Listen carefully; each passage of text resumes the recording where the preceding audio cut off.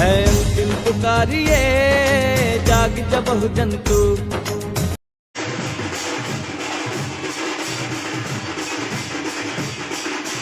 सप्तम राज्य अधिवेशन आज ओडिशा स्तर राज्य अधिवेशन लुया एकाडेमी ठारे आम आयोजन कर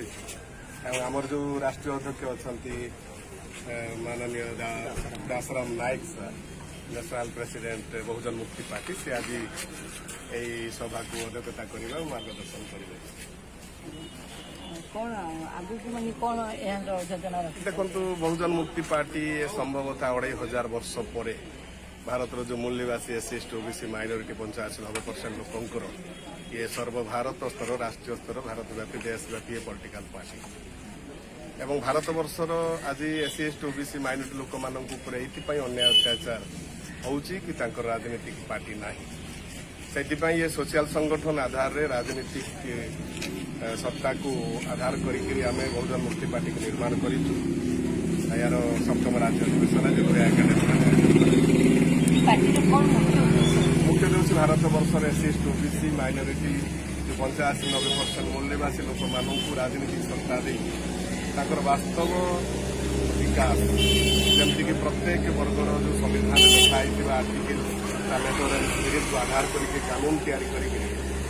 जो संविधान प्रणीत बाबा साहब अम्बेडकर जो कहते कि वास्तव में आमर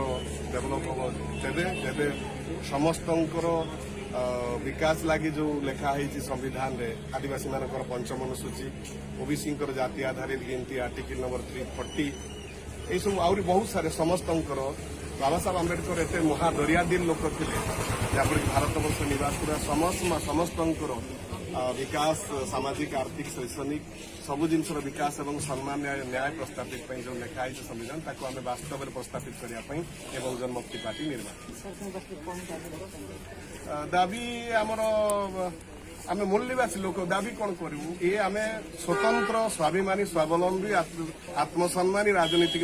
पार्टी निर्माण करूँ सर्वभारत स्तर ये पार्टी निश्चित भाव में बहुत कम दिन भितर संभवतः आसंता इलेक्शन सुधा आम भारत वर्ष में बहुत बड़ गोटे राजनीतिक परिभाषा राजनीतिर वास्तव शक्ति को प्रदर्शित करी आम लोक आगे प्रदर्शित समाज में मूलभूत परिवर्तन हम भारत वर्ष में जो बहुत प्रकार जो उच्च निष्ठा रही आम जो एससी एसटी ओबीसी माइनोरिटी लोक मैंने भारत वर्ष जो आज राजनीतिक जो शिकार हो ये राजनीति शिकार न हो जिसका संख्या जितना भारी उसका उतना भागीदारी